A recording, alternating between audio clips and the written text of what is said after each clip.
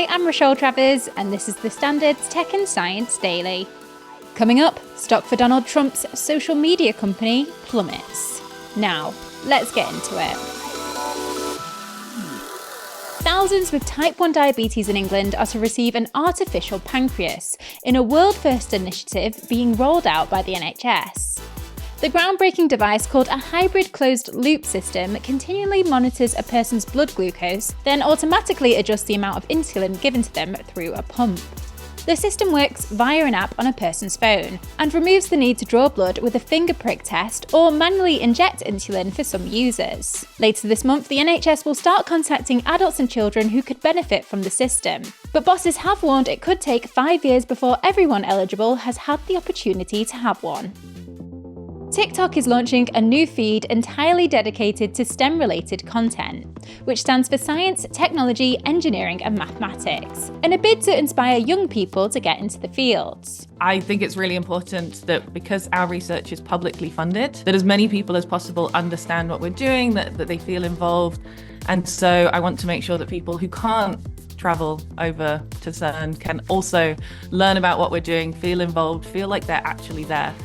That's Dr. Clara Nellist, particle physicist at CERN, the European Organisation for Nuclear Research in Geneva. Clara is also a science communicator and content creator, who is currently taking her more than 200,000 followers with her as she conducts research involving smashing protons together at almost the speed of light. The launch of the STEM feed is really exciting. Being able to reach people with the science that we do at CERN is fantastic. So this STEM feed will mean that people who perhaps didn't think that science was for them, that they didn't, at school it perhaps didn't resonate with them, suddenly they might see some videos, they might see the jokes, see the content being accessible for them, and then have a change of heart and realize that they can be excited by science too, that they can get involved with it, that they can learn about it.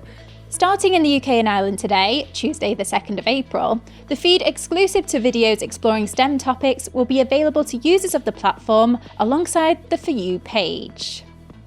Google is to delete billions of records from Incognito tracking and submit to restrictions on its power to track users, under the terms of a proposed legal settlement. The deal aims to resolve a class action lawsuit brought in the US in 2020, which had accused the tech giant of invading people's privacy by collecting user data even when they were browsing in private mode. Google is supporting the deal, though it disputes the claims, and has already made changes in response to the lawsuit. The data deletion will also apply outside of the United States. Shares of Donald Trump's social media company fell by more than 20% on Monday, less than a week after it began publicly trading. The drop comes after Trump Media and Technology Group reported it had lost nearly $60 million last year, while only bringing in around $4 million in revenue.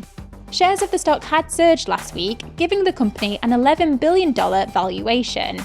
However, experts had warned that it was bound to tumble as its main product, Truth Social, loses users and burns cash. According to Bloomberg, the price plunge caused the former president's net worth to shrink by $1 billion. Scientists have found that tardigrade proteins can slow down metabolism in human cells, and it's a discovery that could lead to ways to slow the aging process. Tardigrades, also known as water bears, are near microscopic animals that can survive some of the most extreme conditions on Earth, including freezing temperatures, crushing pressures, and even the vacuum of space.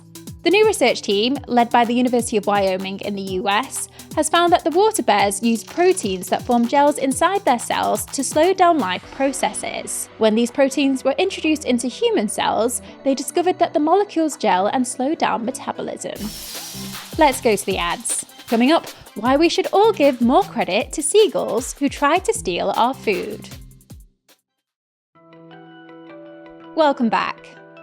Police in Australia are to search the deleted social media of a woman accused of murdering 3 family members by poisoning a beef Wellington with death cap mushrooms. Investigators discovered 5 iPads, 2 secure digital cards, a smartwatch and a trail camera among several hidden items at her house.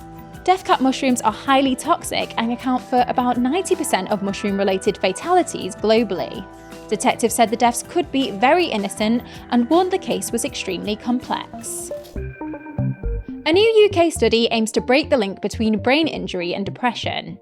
The research is off the back of the results of a small US study, which suggests taking a widely used antidepressant in the weeks after the injury could actually help prevent severe depression. Now, a much larger trial is being held across England looking into whether those findings can be replicated in a wider group of patients. Research suggests about half the people admitted to hospital after a head injury report major depression in the year after the accident, a rate 10 times higher than the general population. The 18-month UK trial is being held across 9 major trauma centres in England and is being funded by a £2.2 million grant from the National Institute for Health and Care Research.